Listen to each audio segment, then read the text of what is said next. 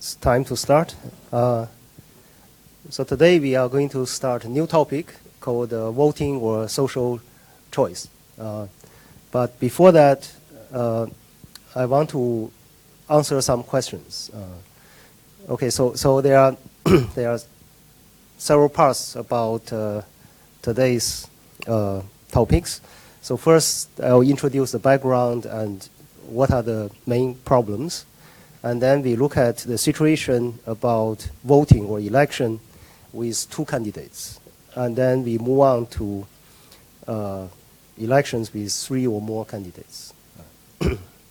But the case for three or more candidates are much more complicated. So we probably need the whole Friday to finish everything. Okay, so here's the response to a email. So in the email, a student asked me to explain this slide. So this slide was in the last week's lecture. So it's about we are on our way to to analyze the mixed strategies, the Nash equilibrium for mixed strategies. So somewhere in the analysis, we have this we have these items, and in particular, the query is about the mean or max mean. It looks quite complicated, right? So here, let me just quickly remind you what they are, and then I'll use a very concrete example, and then hopefully everything with the help of example become much clearer. Okay, so we have two-player game, and they are payoff. There's a matrix. So this is two-player zero-sum game. So they have a payoff matrix, and each entry of the matrix is M sub ij. So a matrix, you have row and a column, right? So we use I to indicate the row and J indicate the column. So the entry M sub ij is the entry located at the ith row and j's column. Okay. So and then we calculate this funny value. So the minimum. Okay. So here, I is fixed. The small I is fixed. So you change the value of J, right? So you have MI1, MI2, MI3, dot, dot, dot, MIN. So you have N values. For each J, you have one value. So you have N many J's, you have N values. And then you choose the minimum, right? So then I claim this is something like guaranteed to win if the player one, plays this strategy. Okay, so we have this value. So this value is corresponding to a fixed I, right? So for each I, we will have one value like this. And then the next item says, now I'm going to change I, because for each I have one funny value like this. Now I have N many rows, right? So I have N funny values. So among the N funny values, I will take the max, right? And then this is a number, so we call it U sub R. So this is, so in the theoretical study of game theory, this U actually is important. But for us, we just use it to explain something. Okay. So the value U sub R, we say this is the best possible guaranteed payoff for player one. Okay, so the amount actually one might be larger if the opponent is not too wise. Okay, so this is the slide. So I'm repeating whatever I did last Friday. So now I want to say the same thing, but use a very, very concrete example. So I'm going to use this 5 by 5 matrix as an example. So obviously this is artificial. Okay, so we have, this is the payoff matrix for two-player game. So the role player is player one. So she may select row 1, row 2, row 3, row 4, row 5. And the player 2 will play the columns. We'll choose one column. Okay, so now I'm repeating the same stuff, but replace the, how to say, I'm looking at a concrete I with this concrete N, right? So now the matrix is 5 by 5. So there's no dot, dot, dot, and so on and so forth, right? So now let's assume player 1 just play the first row, right? 1, 2, 3, 4, 5, okay? So according to previous slides, we are going to calculate this value. So this value, we are going to, okay, fix this I, which is the 1. We are going to choose the minimum value of M1J, where J can change from 1 to 2 to 3 to 4 to 5, right? So J is 1, J is 2, J is 3, J is 4, J is 5, right? So the minimum of these 5 values, well, in the first row, it happens to be 1, 2, 3, 4, 5. So if we choose the minimum, is the smallest number among the 5 numbers, so it is 1, okay? So now the claim is the value 1 is what she is guaranteed to win if she plays this row. Suppose she chooses this strategy. So this is what is guaranteed to win. This is no matter what happens, she'll get at least a return 1, right? You see here, suppose she plays the strategy 1 or row 1. Now, no matter what the column player plays, she will definitely get at least 1, right? Suppose the column player play first strategy, she get 1.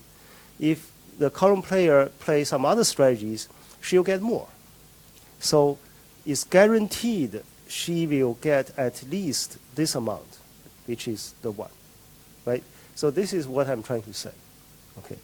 So now, I hope this is clear.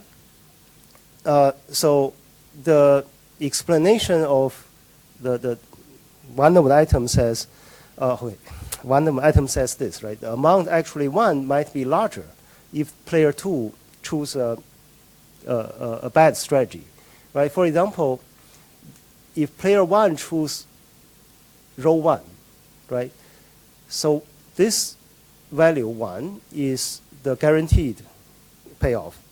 Now, if player 2 is not so wise, he didn't pick column 1. Suppose he picks column 5. And then the player 1 actually wins 5, right? So she actually means win more. So therefore, so this explains this item, okay? So now, in order to explain this U sub R, we have to do this for every row, right? So the row, we have row 1, row 2, row 3, row 4, row 5. So we just have done for row 1. Now we have to look at row 2, right? So row 2, again, you look at the minimum value among the 5 numbers. So minus 5 is the minimum number. So this is the guaranteed, whether you call it payoff or win or lose. So this is the guaranteed amount player 1 can get, right? And then row 3, well, there are some big numbers, but, well, at here you get 2. So this minimum number is just 2, right? So 2 is a guaranteed payoff if player 1 plays row 3, right?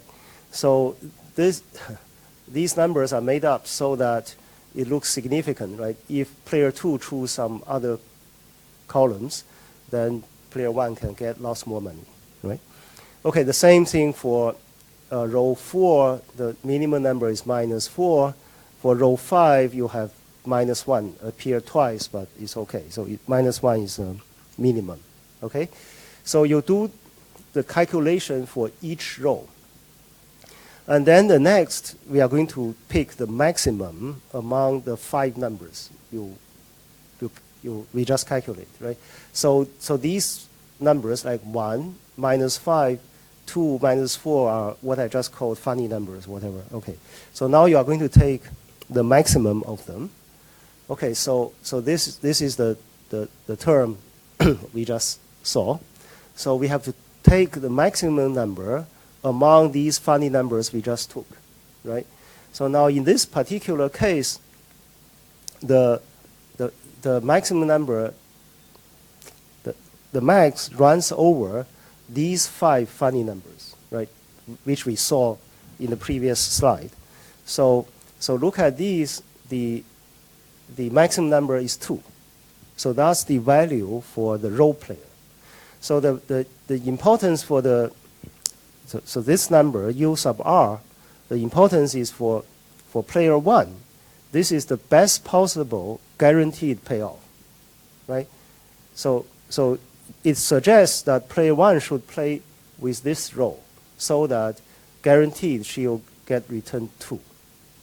Okay, so this is the slides I was asked to explain, right? But since we are here, let's see what's happened. So from this matrix, player 1 probably, according to this analysis, player 1 probably want to play this role, right? Now, so player 2 definitely has no incentive to move, because if player 2 plays something else, then he is stupid, right? So if he plays, for example, the last row, then player 1 will win 2020, and player 2 will lose 2020. So player 2 has no incentive to move to others. But however, well, this 2 is not the max in this column. If player 1 is greedy, right, so she will see this big number, 2019, somewhere down here. So maybe she will be tempted to change her strategy from 2 to 5 so that she will get more payoff, right?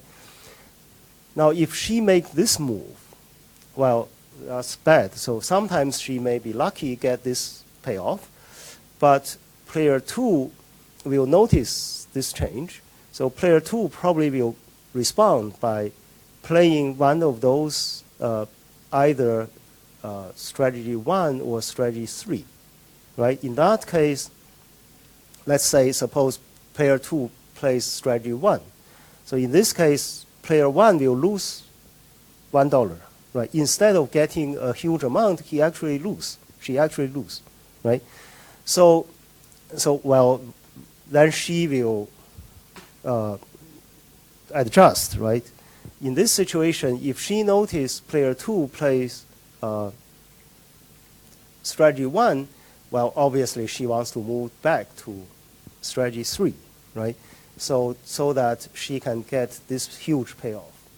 But then that's another round. So in this situation, there's no so-called Nash equilibrium unless we bring in the probability, right? So in this case, the analysis will go round and round and round, and so each player will have some incentive to move away. But as soon as he moves away, his opponent will have incentive to move away. So these things goes on and on, right? So there's no equilibrium, right?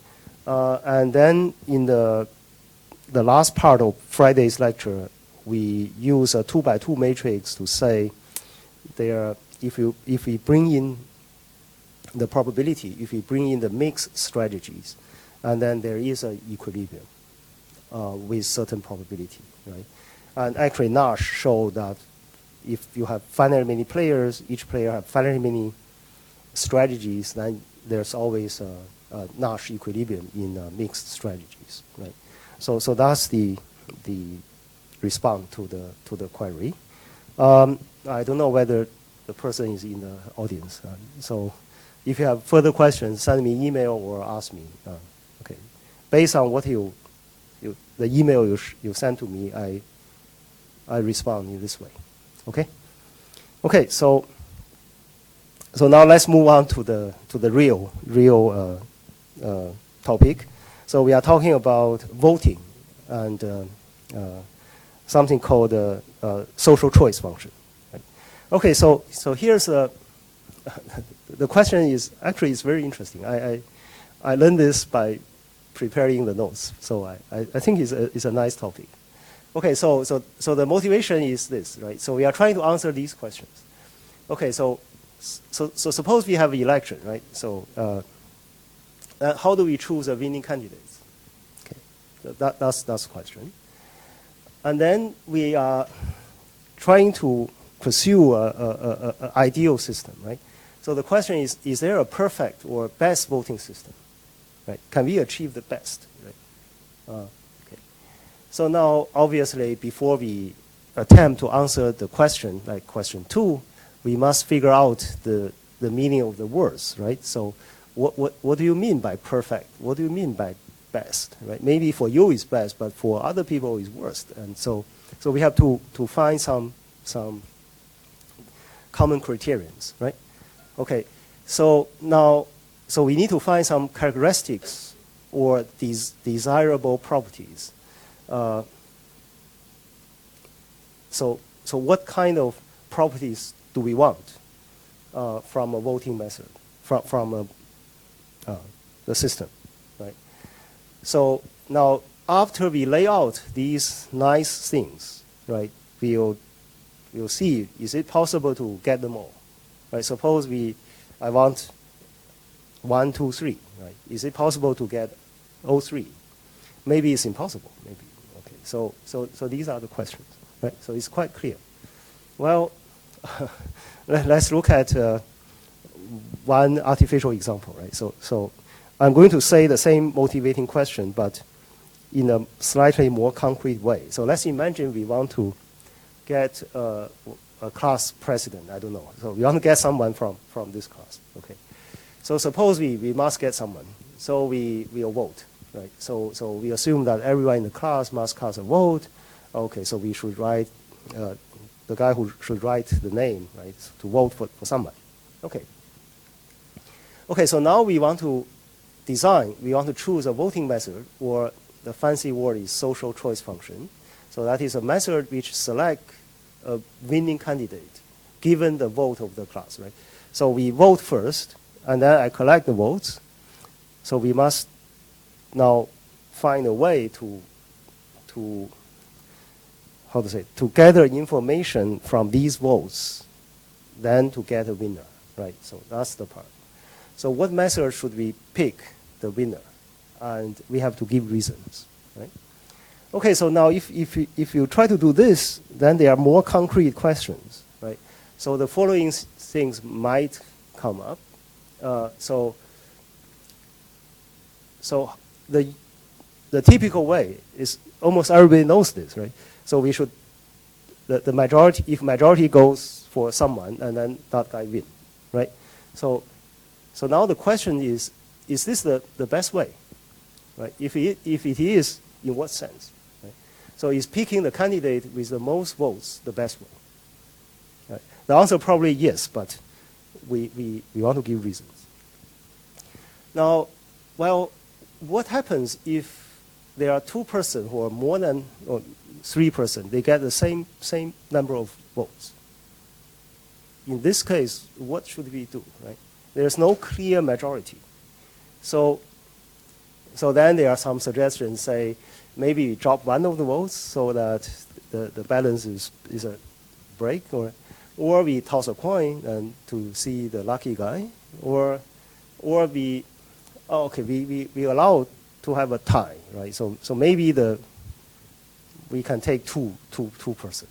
The choice may not be unique or something, right? So there are all sorts of possibilities.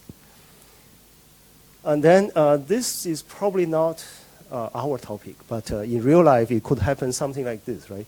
What if one of the candidates decide he wins, no matter what, he always wins, right? So we have seen in some country, there are some politicians are like that, right? But anyway, now another question we may ask is, what if we weight different students' vote differently? For example, the engineers, right? If you are from faculty of engineering, your vote count like 2, right? If you are from science, no, your vote won't be counted, or something like this, right? How about this, right? Is it okay or is it bad? Okay, so these are some concrete questions. Now, okay, so the lecture is, okay, so I'm teaching mathematics, right? So these lectures are not about politics, right? So, and so the only thing we care is this. Once the votes are cast, right? How do we determine the winner, right? Suppose I have a box of votes. Now, what is a reasonable way to read the votes and declare the winner? This is our job. Okay. Well, so there are some funny codes, right? So this is important to how to decide the winner, right? So here's a code attributed to Joseph Stalin. So it is not the people who vote that count; it's the people who count the vote, right? So, but there are some disputes whether Stalin actually said this, right? Although it fits his character, but well, there's another quote probably attributed to Napoleon, or I don't know. So these are not, but the code is more or less the same thing. So I care not who casts the vote of a nation, provided I can count them, right? So I can decide. Right? Okay. Anyway, so in any case, the way to decide the winner is super important. Okay, so let's set something. There are some basic terminologies I'm going to use, right? So we begin with the case of 2 candidates. So the 2 candidates will always be called A and B. Okay. So well, because why we start from 2? We don't start from 1. Well, one. If there's only 1 candidate, it's not very interesting. And also, the candidates may not be people. So maybe they can be choices, right? They can be yes or no. They can be some other things, right? So it's okay. So as we said before, we assume that all voters submit a ballot, right, with either A or B on it, but not both. Right? So the ticket or the vote is a piece of paper which contains a single name, A or B. So, sorry, the collection of all the ballots is called a profile. For example, well, suppose we have 350 students, right? Suppose we have everybody vote, so I'll have 350 things like this, right? Some of them goes for A, some of them goes for B. So this is a profile, okay? So, for example, this is the record for the first A is the ballot of voter, the first voter.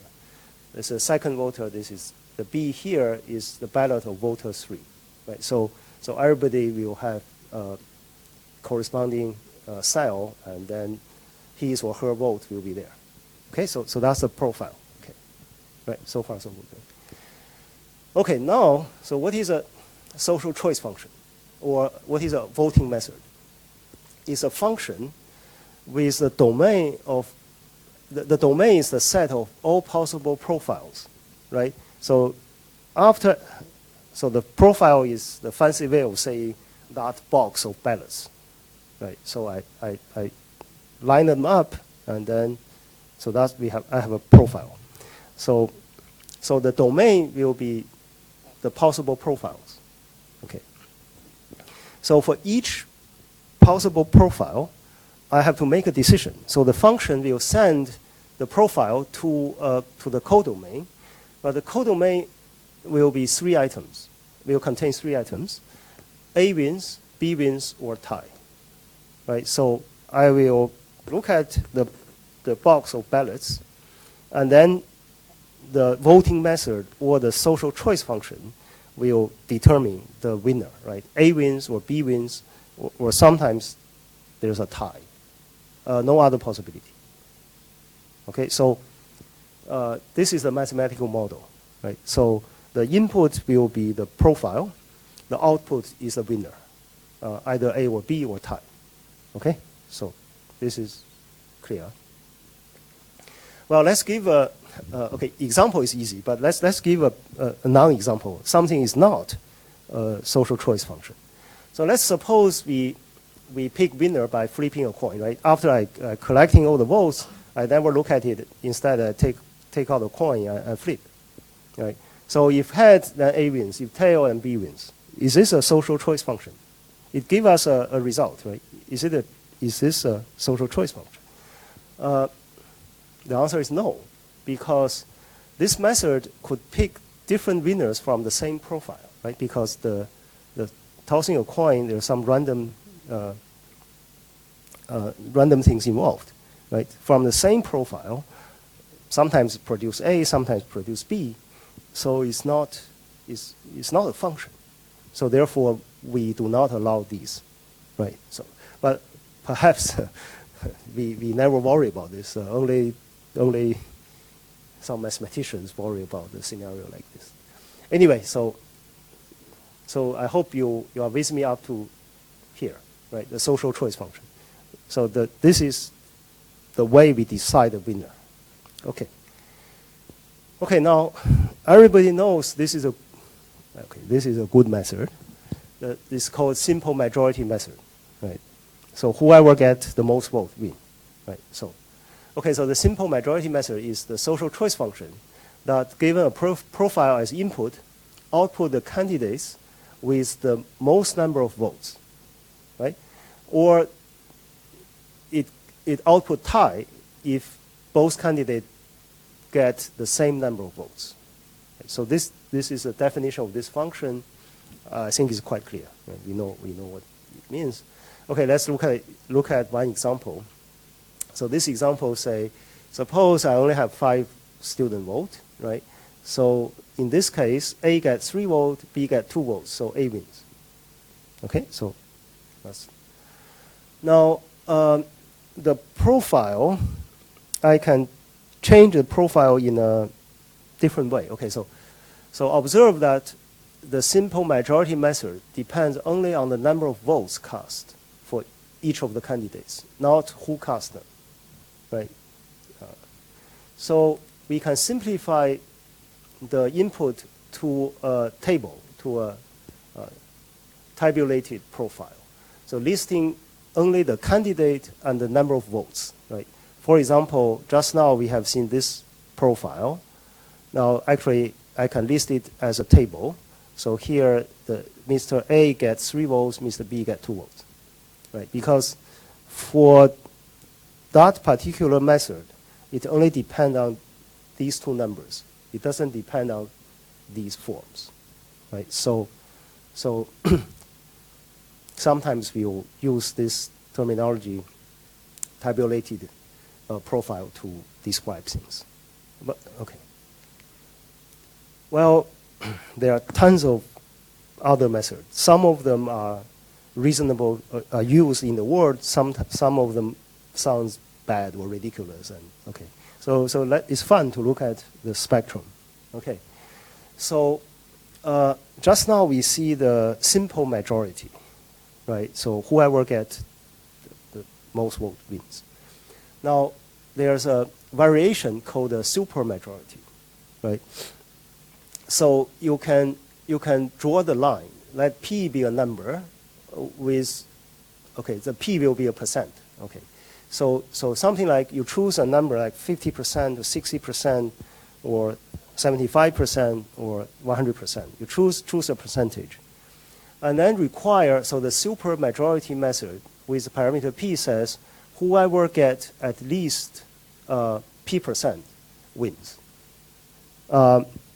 It's possible that nobody gets that many percent, and then you declare as a tie. There's no winner. Okay. Right? So we set the P is bigger than 50. So if there's a winner, it's unique. You cannot have 2 persons both get more than 50% of votes. Right? So So is it clear? So supermajority means I draw a line, and then the person can, not only he need to get a simple majority, he has to get, to beat, he has to get more votes, right? To get that percent, P% many votes. Okay. Now in the extreme case, we can take P equal 100. So we require everybody goes for the same candidates. And it turns out the jury system is like this, right? I think in the United States, if you see lots of, crime TV series, and sometimes you see the jury is now, if one jury is not convinced, and then the things goes the other way, right? Anyway, so this is a particular example. Now, another method is called quota. So let Q be a positive integer. The quota method with quota Q choose a candidate with at least Q many votes. It's a tie if more than one passes the quota. The quota could be low, right? So maybe in this class, I'll say quota is 100, but we have 350 students. So maybe several people get more than 100 votes. So in that case, I declare as a tie. Right? So this is another method. There are other variations, status quo. So before we vote, we choose one candidate. One candidate, okay, is designated as a status quo, and others as challengers. Right? So now we choose our favorite method. So whatever, say, simple majority, supermajority, or even quota, to first determine if there is a unique winner. Right? So let's try our method to produce a winner. Okay, if we get a winner, that's the winner. Right? If so, select that winner.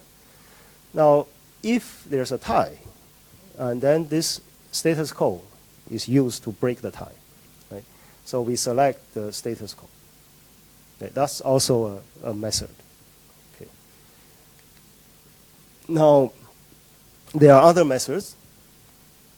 So there's weighted voting method, right? I mentioned this in the example. So the weighted voting method says, okay, so suppose we have n voters, then we label them, and then we assign them different weight, right? So the voter I is given a positive number, Wi, for weight, right? And then we add up the total weightage, so T is the total number of votes, right? So the method will select winner which is bigger than is a majority after you weight, after you sum all the weighted votes, right? So if nobody, if there's a tie, then it's a tie. Okay. Actually, in Singapore, Mr. Lee suggested in 1994 that you should give 2 votes for citizens age is more senior, right? That probably older than you, and they will get 2 votes. Okay, so it was suggested. So this is something realistic. Okay. Now there are others. Okay, so dictatorship. Okay, so there's a definition for dictator.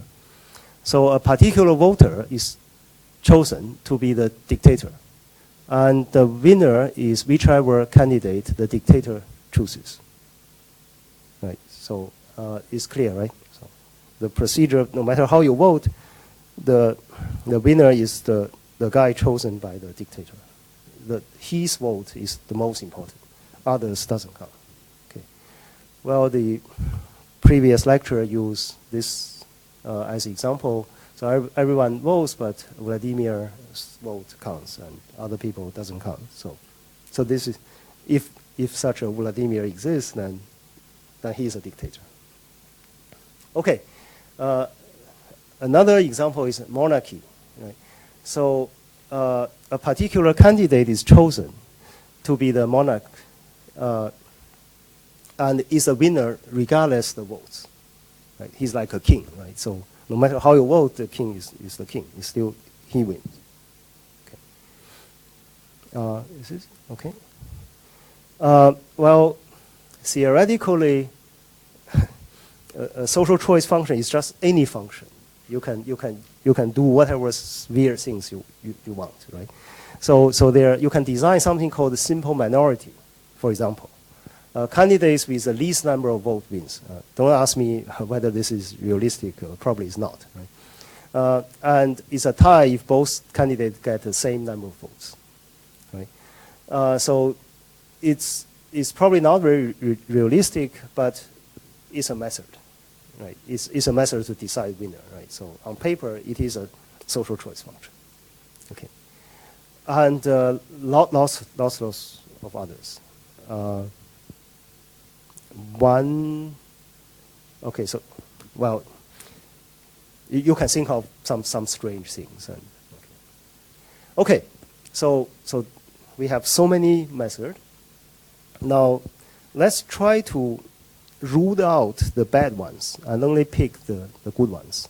So we have to think of some nice properties, right? Desirable properties, and using that to choose the good functions. Okay, so the desirable property number one, anonymity. Okay, so it says all voters treated equally. So these are the this is description using words from daily life, right? Mathematically, there's a way of saying this. It says, okay, if two voters exchange their ballots before submitting them, then the outcome is the same.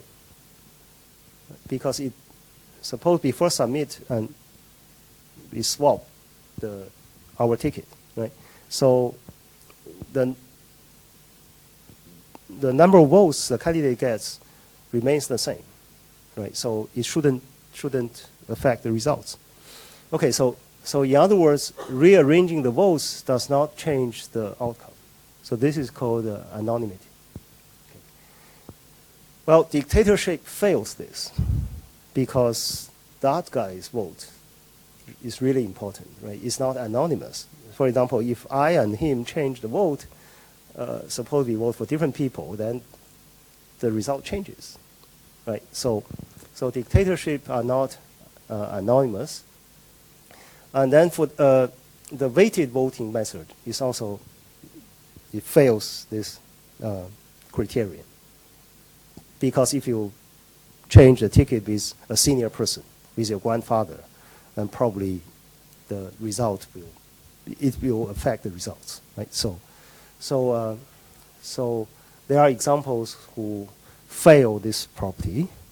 And simple majority and supermajority are anonymous, right? Because it only depends on the number of votes. So no matter how you swap your tickets, swap by I pass it to you, you pass it to me, right? So the total number is not changed, right? So they are anonymous, okay? Okay. So there's an observation. The social choice function is anonymous if and only if, this is mathematical jargon, if and only if the outcome depends only on the tabulated profile. It only depends on the number, right? It doesn't depend on who cast the vote. It depends on how many votes, right? So this is one of the properties. Is this okay? Or? Okay, the second one, neutrality. So just now it says all voters are treated equal, right? The second one says all candidates are treated equally. Okay. So, for example, if everyone switches their votes, here the switches means suppose before the switch, I vote for A. After switch, I vote for B. Right? If everybody does this, right? And then the outcome of the election is reversed. Suppose before the switch, A wins. Now after the switch, B wins. Right? So in the case it's a tie, then it remains a tie. So this is called a neutrality. Okay. These monarchies are not neutral because no matter what happened, no matter how you switch, and this guy, the king, always wins. Right? So it's impossible to reverse the election results because he's there. He always wins. Right? So it fails neutrality. Well, these guys, simple majority and the supermajority method are neutral, right? Because it's quite clear, right? Suppose Mr. A, before the switch of vote, Mr. A wins. It means more votes for A than B. Now, if you do the switch, right, the number flipped. So now we get more votes for B than A, so B wins, right? So simple majority and supermajority are neutral. Okay. Now, some more properties. So desirable property number 3, monotonicity. So this says the following. So if some voter change their votes from loser to the winner, while other voters stay with their original votes, the outcome of the election is the same as before. Okay, so maybe the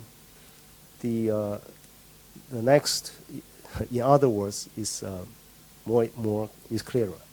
Okay, so this monotonicity ensures that more votes for candidates will not hurt their chances of winning.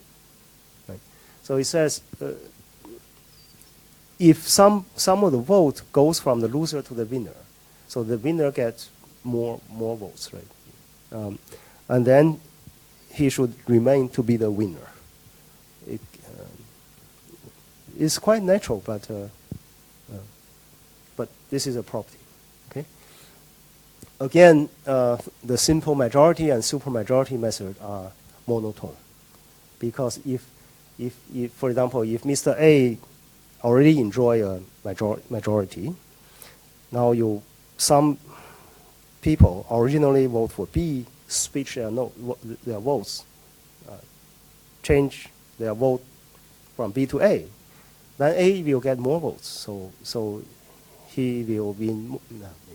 He's still winning, right? So, okay. So the simple majority and supermajority methods are monotone, right?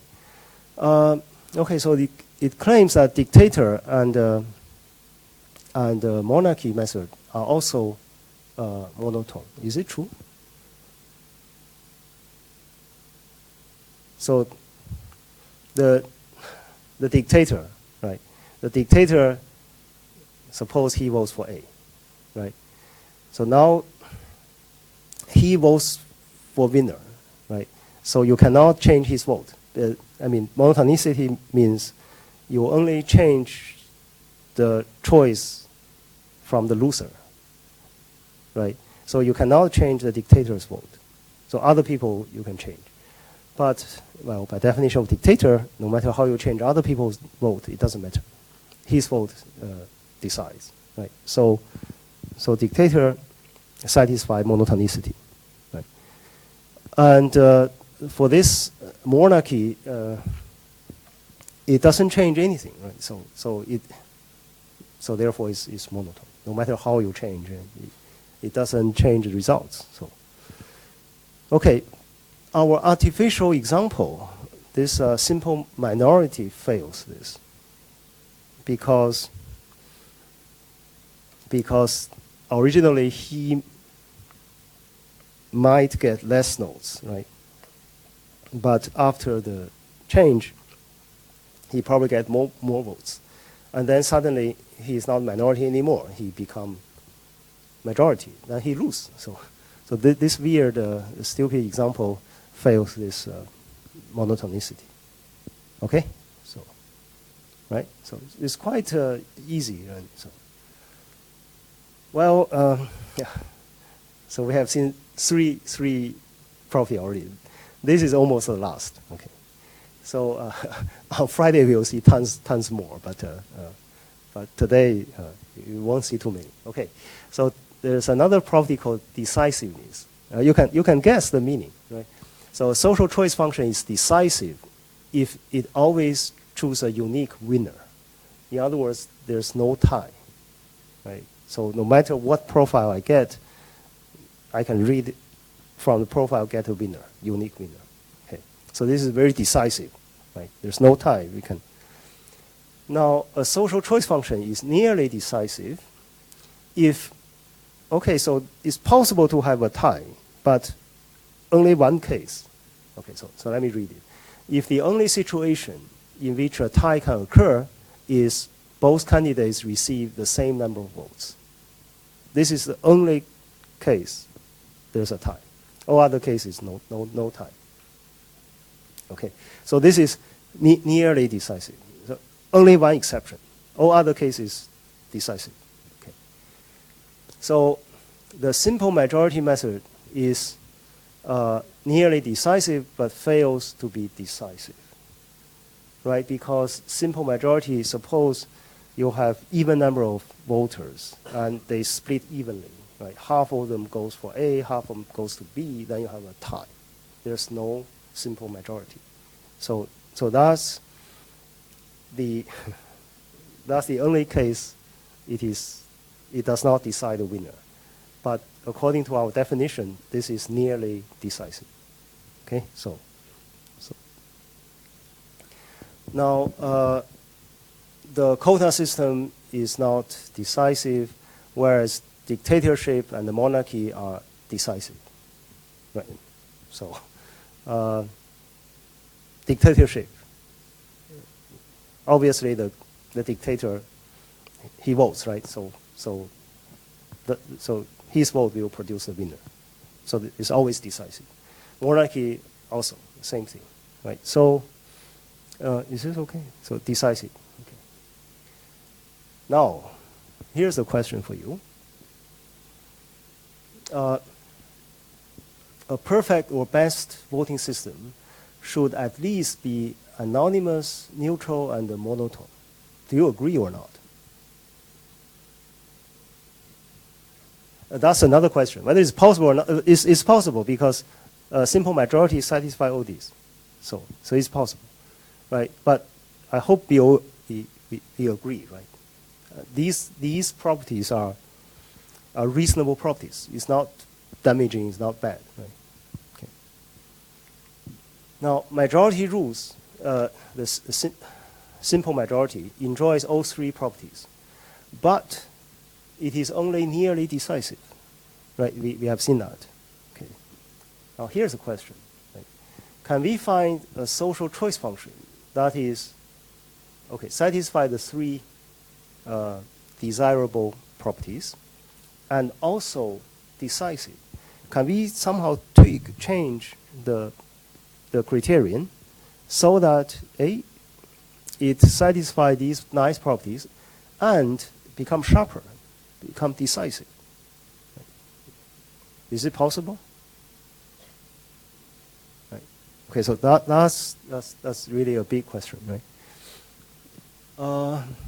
Okay, so I'll show you the answer and then we'll take a break, and after break I'll prove this. And okay, so the answer is hidden inside this theorem, right? It's called May's theorem. May is a person, Kenneth May, and it's here.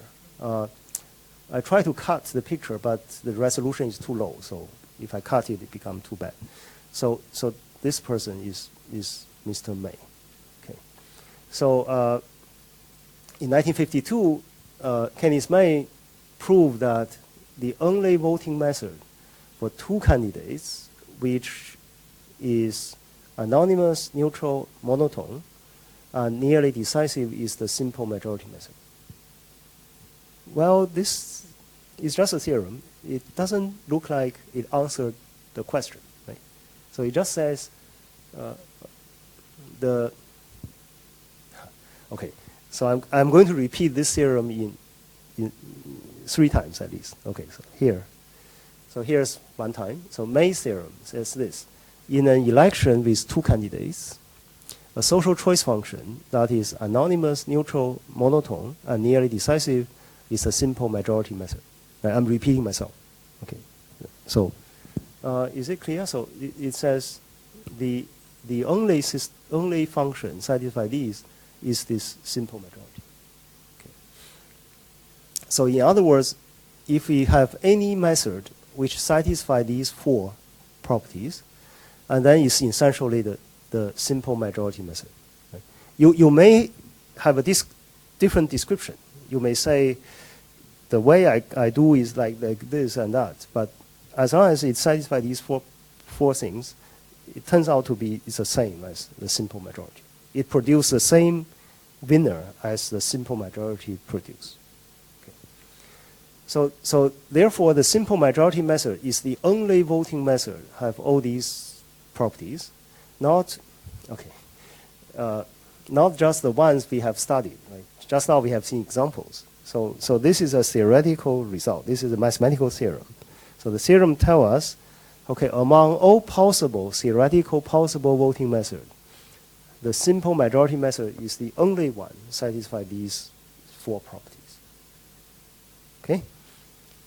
Now, this is really the answer of the big question. So it has a impossibility corollary. Corollary is a mathematical way of saying consequence. Okay. So we'll have a impossibility result. So let's continue the logic, right? So moreover, it tells us that our search for a decisive method satisfying these criteria is useless, is futile, right? Since the simple majority method is not decisive, because there's only one guy satisfy these, and he is not decisive, so no hope, right? So the corollary says it is impossible for a social choice function with 2 candidates, and okay, in the case of even number of voters, to satisfy anonymity, neutrality, monotonicity, and decisiveness. So this is impossible. Okay, so we'll take a break, and after break we'll prove this. Right? Okay, so let's take a break.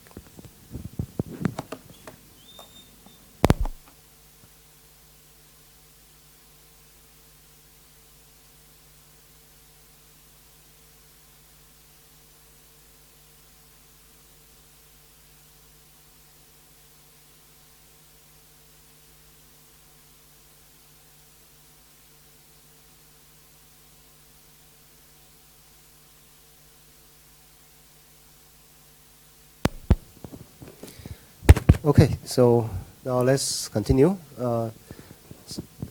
So I'm going to prove the May theorem. Okay. Well, this is not a mathematical course, so all the proofs are optional, right? So, but I think this is simple enough that we can all understand. So it uses proof by contradiction and so on and so forth, but it's not difficult at all. Okay. Okay, so let's try. So here is our target, right? So suppose we have our favorite social choice function. It satisfies it is anonymous, neutral, monotone, and nearly decisive. Now I want to convince you that this guy is just the simple majority. It produces the same result as the simple majority. Okay. Okay, so that is the candidate with the most votes wins, right? And if both candidates receive the same number of votes, there's a tie, right? So I'm reminding you what is the simple majority. It just does this. Okay, so first, let's observe by anonymity, we need only consider the tabulated profiles, right? In other words, the number of votes a candidate gets is all that matters. right? We only care about the number. We don't care about the order or who vote. Okay, so now we look at profile. So let small a be the number of votes for candidate A, and small b be the number of votes for candidate capital B, right? So the total number is t. T is the sum of a plus b. Okay, so we now I have collect all the votes, right? I counted there are small a votes for capital A, small b votes for capital B. Okay. Okay, now we consider two cases.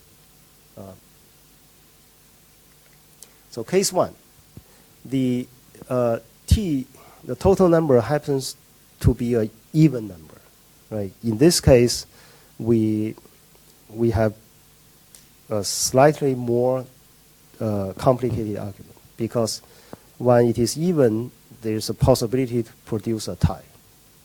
Okay, so let's look at the situation that the votes are evenly split. Okay, suppose the number of votes for capital A for Mr. A and the number of votes for Mr. B are equal. They are half T. Right? T is even, so like T is whatever. So T is even, so it's possible to have the votes are split evenly. Okay. Okay, so then I must convince you the result has to be a tie. Right? Remember, I don't know the method. You just give me a magic method, just telling me the magic method satisfies the properties. Right? I don't know whether you decide the winner by what. I only know the properties. Okay. So now based on the properties, I must declare it has to be a tie, no other choice. Right? So you are with me, right? So the paragraph I'm going to show is to convince you that in this case, based on the property of the method enjoys, it has to be a tie. Okay. So why? Suppose it's not a tie. So here's the typical proof by contradiction. Right? So if it's not a tie, I'll get a contradiction. Okay. So suppose it's not a tie. What does it mean? It means there's a unique winner. Right? Tie means tie means tie. Okay. So if it's not a tie, then there's a unique winner. So if we create a new profile by switching all A votes to B votes and vice versa. Right? So now suppose we imagine that we change the vote so that originally this vote goes for A, capital A, we change it for capital B. Originally this vote for capital B, we change it to capital A. Right? Let's see what happens. Right? So by neutrality, if we switch the vote, the neutrality will say you also reverse the result because it produced a winner already. So if originally it produced A as winner, then now it has to reverse. Right? It has to go with B. Right? So we must switch the winners. But however, the new profile has the same same number of votes, right? Because here originally you have the same number of votes. Now, if you change the A ticket to B, change the B ticket to A, the numbers are the same, right? So you have the same profile, right? So the winner must be the same because remember the social choice function, it only depends on the profile, right? So the winner has to be the same by anonymity. So this is a contradiction, right? So the contradiction shows that there cannot be a unique winner. It has to be a tie. Is the argument okay? So it's a proof by contradiction. Let's do it again. Right? So suppose it's not a tie, then it has a winner. So now we switch the tickets. By neutrality, we also switch the winner. But however, because the assumption they get the same number of votes, if you switch a ticket, you didn't change the number of votes. So therefore, you shouldn't switch the winner by another property, which is the anonymity, right? So based on one property, I have to switch a winner. Based on another property, I cannot switch winner. So therefore, that won't happen, right? So no matter what I do, we'll get something funny. So this is, I get a contradiction. So the contradiction will show that the reason for this contradiction is because I wrongly assume there's a unique winner. So it must have a tie. Okay, so I hope this is clear. Okay, so now we are still in the even case. T is even. Now suppose this time we get different votes. Right? So now let's suppose that A has a majority of that vote. Right? Just now we assume that nobody gets majority. Now this time let's assume one of them gets majority. Let's assume it's A. A and B are totally symmetric. The argument is exactly the same. Right? So let's assume that A has the majority of votes. The same will hold if B has majority of votes. You just change A to B. Okay. So let's assume A has a majority. In other words, A, the small a, is more than half of T plus 1. Right? That's the smallest majority. Right? So A will be more than half of the votes, right, by at least 1. Okay. So by the near decisiveness, we cannot have a tie in this scenario because near decisive says the only possibility you have a tie is they get the same number of votes. Now A gets more votes, you cannot have a tie. So there must be a unique winner, right? So it remains to show that B cannot be the unique winner. Okay? So A gets more votes. We cannot have a tie. We must have a unique winner. So I want to rule out B. So in this case, A has to be the winner. Okay, suppose B was the unique winner. So observe that the number of votes that B gets is less than half, right? Because he's minority, right? A gets majority of votes, B will get less. B is minority. Now, by monotonicity, B would also be the unique winner if we move some of the loser's ticket to him, right? So we'll move some of the ticket originally from A. We'll give B some more votes, which originally goes for A, right? So we by this monotonicity, B would also be the unique winner if he gets half votes, because we can shift some of the vote from the loser A to him. Then he remains a winner. Okay. Well, if we do this, we have seen that if everybody gets the same number of votes, it must be a tie.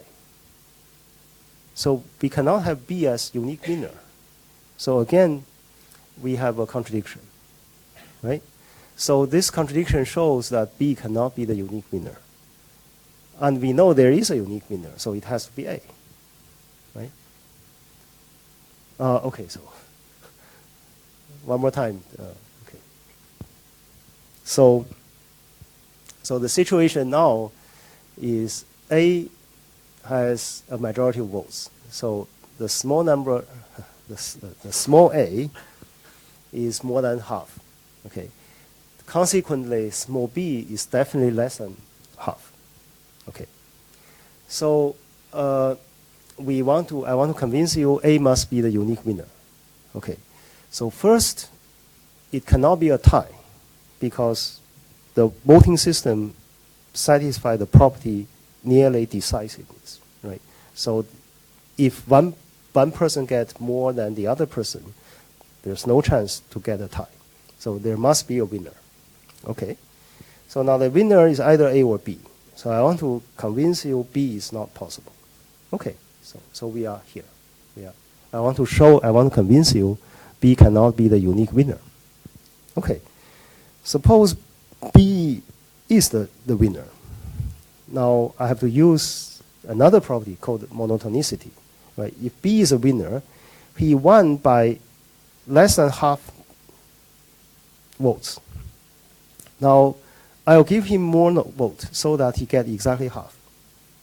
By monotonicity, the result will not change, right? Because we shift some vote from the loser to winner. So it only adds more chance for the winner to win, right? So suppose we give B enough vote so that B will hit the half T, right? So B will remains to be a winner. But the previous slides have shown that if both of them have the same number of votes, it's a tie. So therefore, that's a contradiction, right? So this contradiction shows B cannot be the unique winner. So A must be the winner. Okay. So that's the proof for even when T is even. When T is odd, is almost the same. I think you can imagine, right? So we now even have one less possibility. There's no chance to be a tie. So the argument is almost the same. So let me quickly go through this. So it's just like that. Okay. So now this case, T is odd, right? Let's assume T is odd. So this case, A and B, it's impossible that A and B have the same number of votes, right? So by near decisiveness, there cannot be a tie, because the only case you can have a tie is they have the same amount of votes, right? But the total vote is odd, so you cannot evenly split them. Okay. So now suppose A has more votes, right? So A gets more than half, then B must get less. B will get less than half. Okay. So we want to show that A must be the unique winner. So it's almost like the previous slides. Right? We want to convince you B must be the unique winner. And okay, so the argument goes like this. So we already seen that it cannot be a tie, and B cannot be the winner either, because if suppose B is a winner, and then B has less vote, right? So now we give B more votes, so that B will catch up with A. Now in that case, B will get the same number of, so B would win by the same number of votes A gets. Well, but by neutrality, A would win, right? Because anybody get small a, it doesn't matter if it's A or B, anybody get this A should win. So A was a winner. So B cannot win. If B cannot win, A must be the winner. Okay, so that's the proof of May's theorem. So basically, it's just repeatedly use the properties, right? So every property was used, right? So in this slide, we use neutrality, monotonicity, nearly decisiveness, and also we have to use anonymity, right? Where is it? Maybe the earlier slide. Where is it?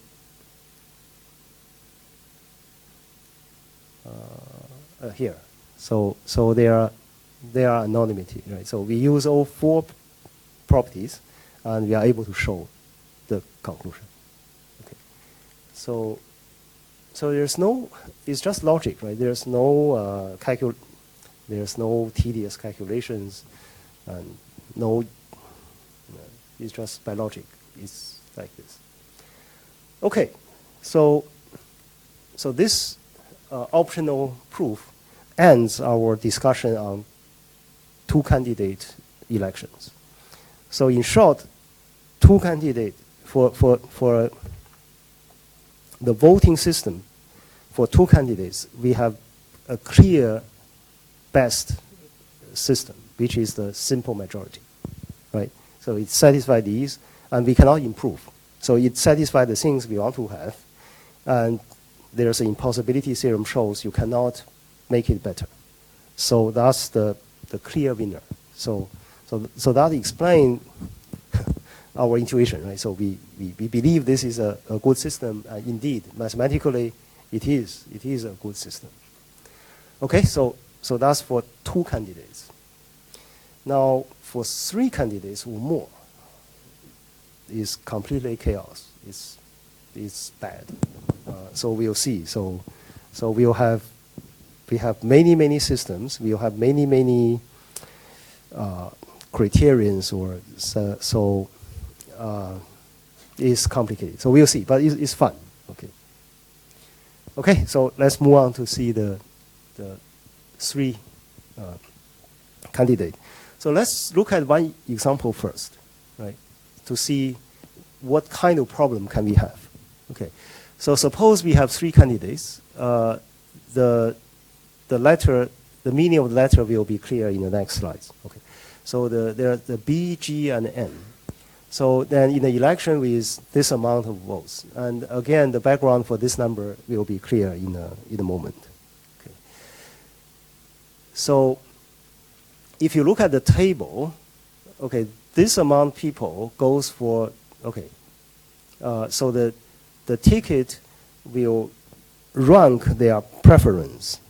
So for the first column, it says this, okay, this amount of people will prefer B first, followed by N, followed by G.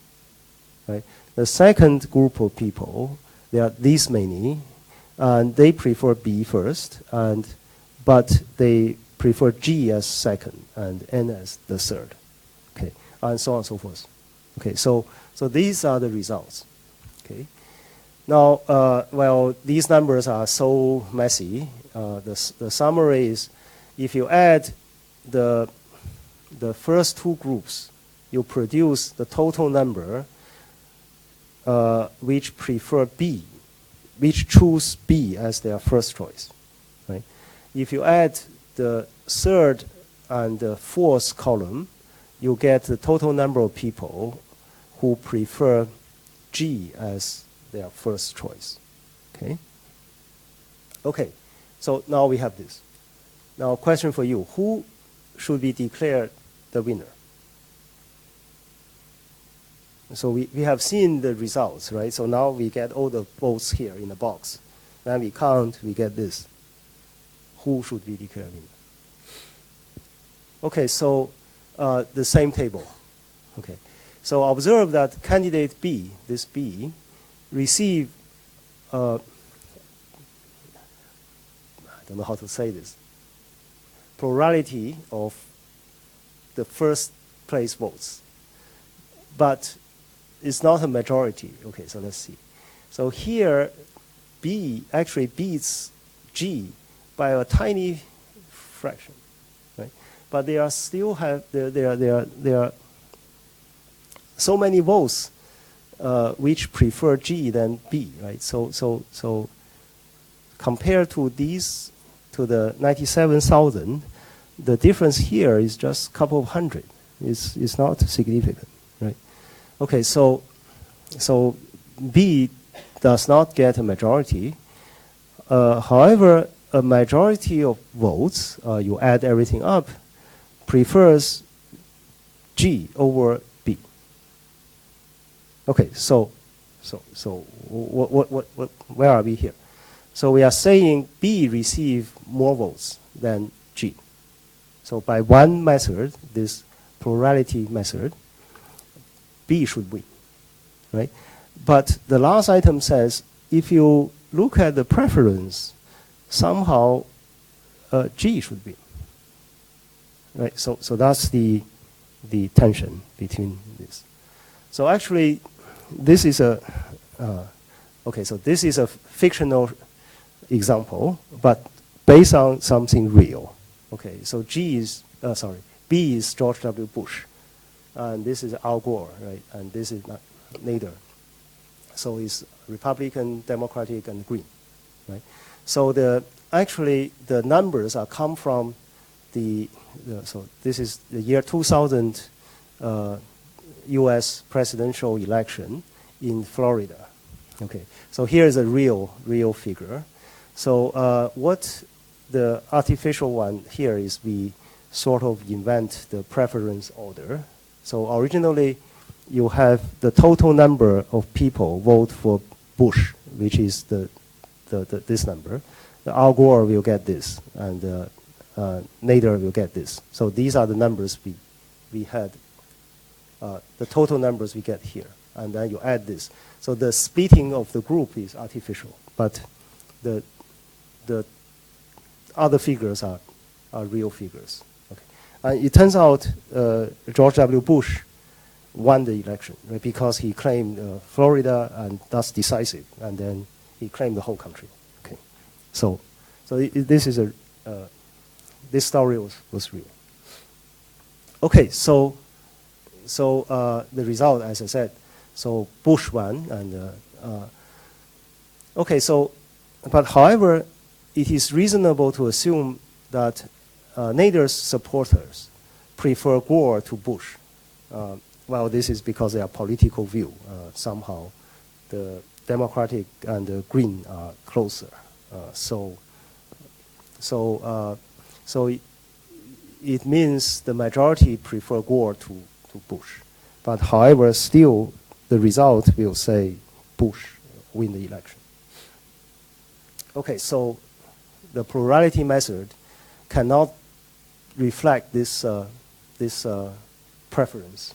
Okay, so the example highlights some of the difficulties that we encounter in election with more than two candidates.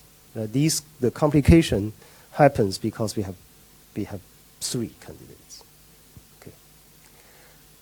Okay, so then we have to sort of modify some terminology. We have to set things up to describe how to count the votes, what is the meaning of profile, what is the meaning of a social choice function, and so on and so forth.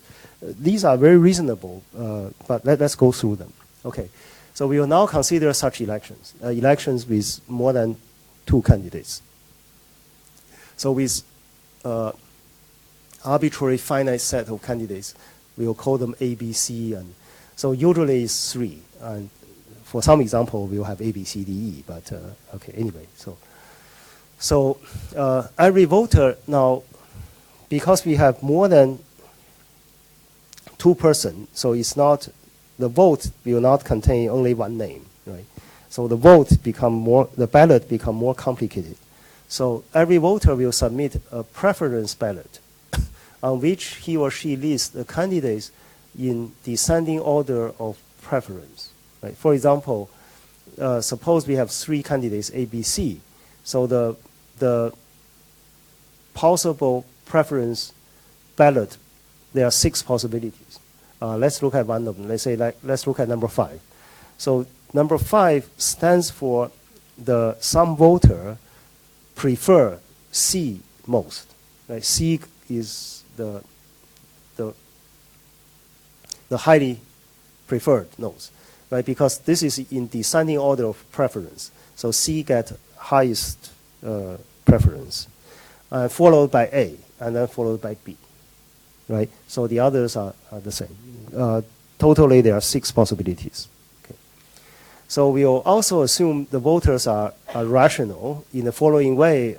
Obviously, if some person prefers C more than B, prefer C more than A, prefer A more than B, then she'll prefer C more than B, right? There's some transitivity going on.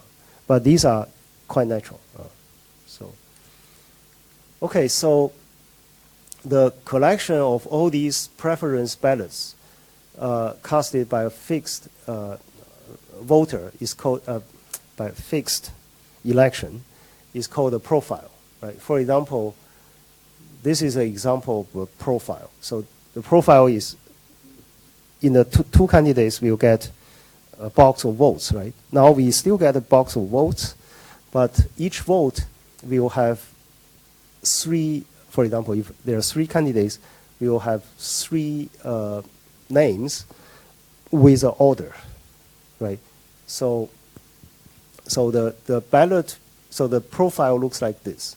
For example, the third one, the third column stands for the preference ballot of voter 3, right? She will say, I rank A first, and then followed by B, followed by C, right? So, for example, this is the seventh voter will prefer C first, followed by A, followed by B.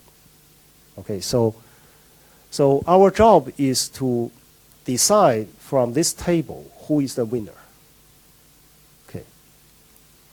Okay, so a social choice function, or this is the same as the two candidates. So a social choice function or voting method is a function with domain the set of all possible profiles from a fixed electorate, right? So it's from these, the function which take this table as input. And output in the two-person election, we will have two-candidate election. We will have either A or B or tie, right? Here we have more complicated. So we could have, so the codomain is a non-empty subset of possible orderings of the candidates. So it sounds complicated, but let me give you an example. So in other words, a social choice function tells us the society's preferred ordering, right? For example, if in this case, there are more people goes with ABC, and then the output is ABC.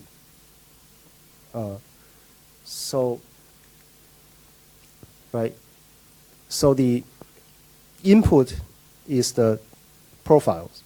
The output is, okay, if there's a clear winner, it will be one order. If there's a tie, or in this case, it could be several ties. So you could have several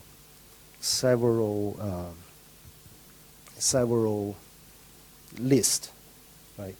So in a, you could have, so this will tell us the society's preferred order if there's a clear winner, or orderings. Maybe there are several different arrangements, all get the same number of votes. So it becomes more complicated. Okay, but usually we'll see that it produces a winner, or produce the preferred ordering. Okay, so let's look at some method, right? So this, in the past, we will have this simple majority. In the spirit of that, we will have this plurality method. So the plurality method is a social choice function that selects as the winners the candidate who are ranked as the first choice by most number of voters. Right? Just now, George W. Bush is a winner by plurality. Okay. So the ranking of other candidates can be disregarded, right? So we only look at the first choice. Once we decide the first choice, we don't compare others. Okay. And so this is the most common system used in the world. I was told this is the system used in Singapore. Is it true? Probably Indonesia also. Anyway, so let's look at an example, right? So suppose we use plurality method. We have this ballot, this profile, okay? Who is the winner?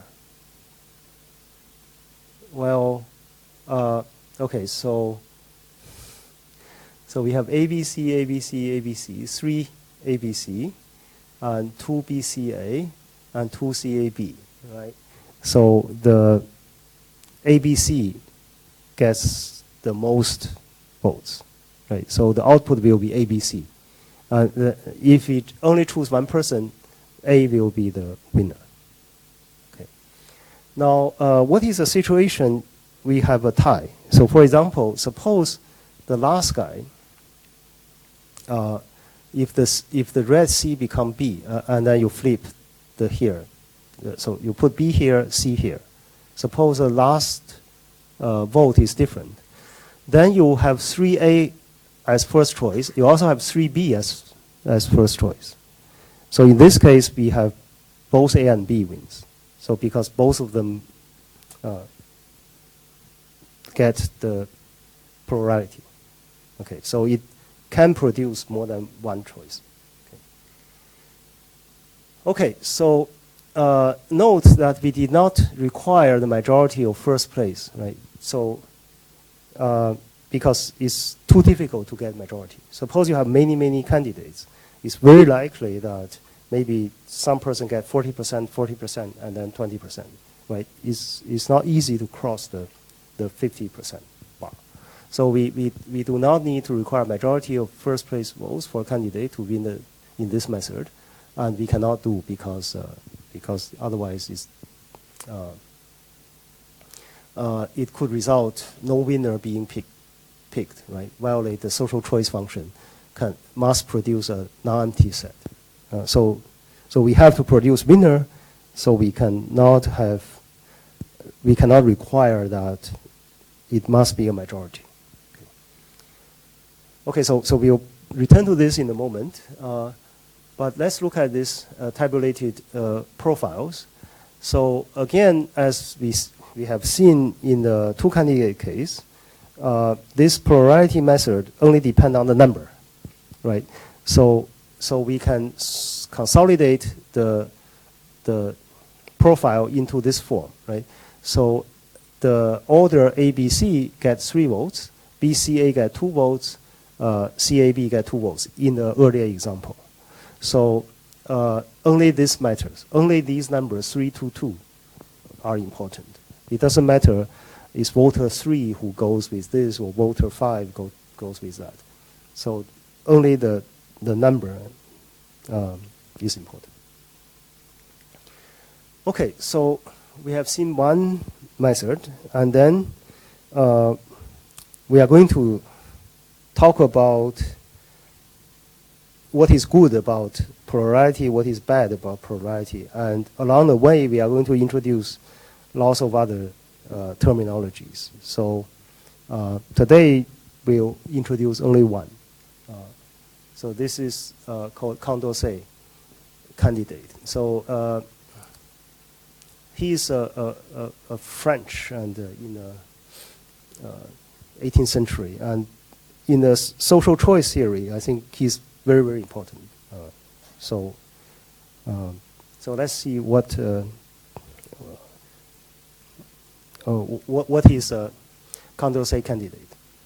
So here's a mathematical definition. So given a profile, a candidate is called a Condorcet candidate or Condorcet winner if he or she beats every other candidate in a head-to-head matchup. Right? So now we have several candidates. Suppose we do them by 2 by 2. So we don't vote so we consider A against B and A against C, and so we got pairwise, we compare them. Now if this guy beat everyone else, suppose you only have a two candidate election, if someone beat everybody else, he is called a Condorcet candidate. Okay? So let's look at an example of Condorcet candidate. So here is five-way voting, right? So we have A, B, C, D, E, and we are trying to figure out, based on this, is there a Condorcet winner, and if so, who is he, right? So well, the answer is B is a Condorcet candidate. Why? So by definition, we have to check what happens if B pit against A, right? So now there are 5 votes. So the first guy rank A higher than B. The second guy rank B higher than A, right? Then B higher than A, then AB, and then BA. So we have 3 BAs and 2 ABs. So therefore, if B is against A, then B will win, right? Because by the majority rule. there are 3 people prefer B, and only 2 people prefer A, right? Based on this profile. Okay, so B will win against A. Now let's look at one more, right? So let's say B against D. The others are the same. You can check. So let's check B against D. So B beat D here. D beat, okay, we have BD, DB, BD, BD, DB. So against 3 BDs and 2 DBs, right? So B is going to win against D. If you check the other 2, it's the same. So B will be the Condorcet candidate. Okay, so that's the definition of Condorcet. Repeat, if it's 2-person, 2-candidate election, if this guy can win against anybody else, then he is a Condorcet winner. Okay, but the problem for the Condorcet candidate is not every profile has a Condorcet candidate. Right? For example, things can be evenly split. For example, we could have this situation that 1/3 of people goes for ABC, 1/3 of people go to BCA, another 1/3 of people go to CAB. So in this case, you can see there's no Condorcet winner because A probably beat B, right? Because 2 A's here above B, only 1 B above A. But B beat C, and C in turn beat A. So it's like this. It's like a circle. Okay, so there's no Condorcet winner. But however, if there is a Condorcet candidate, then it's only 1. Why? Because if you have 2, you let these 2 guys PK against each other, and then you have a funny situation, right? So if you have 1, there's only 1. It's unique. Okay, so a social choice function satisfies the Condorcet criterion if whenever a profile has a Condorcet candidate, the method will select that candidate. Right? You see, the Condorcet candidate seems to be an ideal choice. The only problem is it may not exist. Right? So now we try to study. We try to look at the properties, which has this satisfy the criterion. Says if there is a Condorcet candidate, the method will pick him. Okay. Now, so before we leave away this example tells us another message. So I'll drop these. So the message is this: the preference is not transitive. You could have 2/3 people prefer A to B, 2/3 prefer B to C. It doesn't mean So usually if A beats B, B beats C, you would assume A will beat C. But this example shows it's not the case. You could have A beat B, B beat C, but C can beat A, right? So this example shows that. So using the mathematical word called transitive, this example shows the preference is not transitive. You could have a situation like that. Okay, so now we come back to the plurality method. So the plurality method fails Condorcet criterion. Remember, Condorcet criterion says if there is a Condorcet winner, you have to pick. Right? Let's see whether it's the case. So now let's consider this profile. Okay, so we have ABC and these. So the order ABC gets 3 votes. The order BCA get 2 votes. CBA get 2 votes. So this is the profile. Okay. Now, okay. So first, by plurality method, whoever gets the most first choice will win, right? So this ABC is the preferred choice, and A will be the winner. Okay. So because A gets 3 votes, the other 2 choices get 2 and 2. Okay. So by plurality method, A is the unique winner. But however, actually B is a Condorcet candidate because B will beat A 4 against 3. Is it true? So, okay, A beat B. In the first, there are 3 people, goes A beat B, right? So that's the 3. Now, in the other 2 columns, is all B beat A, B beat A, right? So there are 4 people who prefer B rather than A. So it's 4 against 3. So B will beat A, B beats A 4 to 3, right? And also B beats C by 5-2. Is it true? Okay, 3 person prefer B here. Another 2 person prefer B here, so we get 5.